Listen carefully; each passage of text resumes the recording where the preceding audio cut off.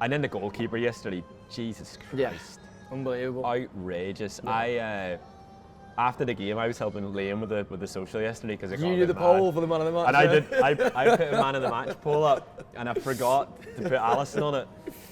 Because goalies they're not real footballers either. Well, Alisson is, but most of them aren't. Anyway, that's a wee joke. Andy You're in trouble for that. But I forgot to put him on, mate, and everyone. And I actually was trying to post, should we sack the admin, yes or no? But it couldn't go. Anyway, I thought Alisson was excellent yesterday. That the one that he tips it onto the bar in the ground that looks like it hits the bar. Yeah. There's the one-on-ones. He's at a different level. He's in a different league to anyone else. And I love Queven Kelleher, but Alisson is just something else. And he's been pivotal at different times this season when he has been fit. It's been massive yesterday. Absolutely, and I think there's that almost like a freshness of ideas that Alisson brings back in by being out with the concussion for a little while, and obviously the international break. It feels like he's not played for Liverpool for maybe 3 or 4 weeks now, and we've talked about Conor Bradley sort of being out and looking so bright yesterday. I think the players who've got us to this point for so much of this season now, they're almost operating in a weird spot between there's nerves to make sure they get it done, but also they're so close now, and there's that little bit of complacency because there's not really been any jeopardy. I had a mate who's a United fan, put in one of our group chats yesterday watching the West Ham game, and it was when West Ham was starting to get a little bit on top, or at least getting a couple of chances, and he's like, God, Arsenal have bottled this so much, and I was like, what do you mean they've bottled it?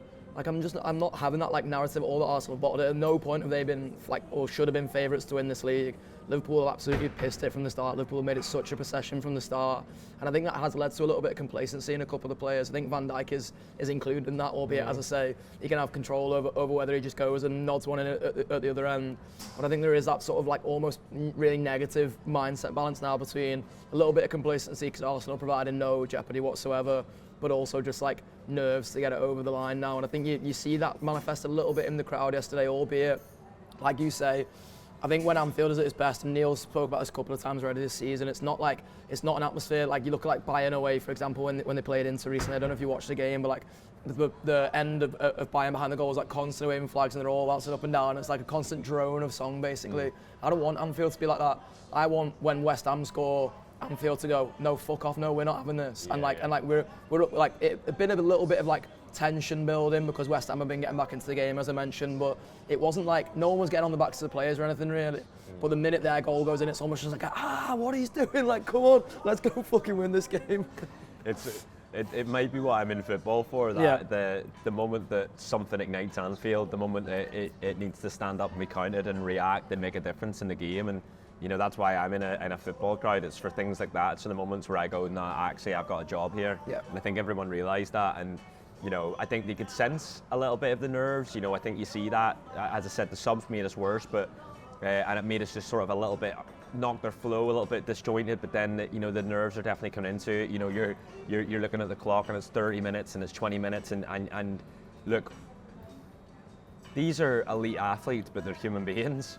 And human beings in a high pressure environment like that, even with the points total ahead of them, it's going to feed into that nervous energy that then impacts your instinct when you're playing football. And so I think you see that. I think it's more that than complacency. I think there maybe is I don't know. I haven't thought about the complacency point, and maybe you're right. But I think it's more nerves than anything because it's understandable at the moment. Yeah. But they get through it, they find a way, and the captain finds a way for us. And when the goal went in, look, we all had that 5 minutes of calling them all sorts, and not really, do you know what I mean? But you're fuming because you're I can't believe, because you're I can't believe it. I did the Robbo shout of Van Dijk in my head. I was like, what are you doing, lad? And you're can't believe we're this close to win the title, but it's gonna be a whimper. You start to play these scenarios in your head, and I don't know about anyone else, right? But I have this thing of I'm just dying for the title to feel like I've always hoped it would. Yeah.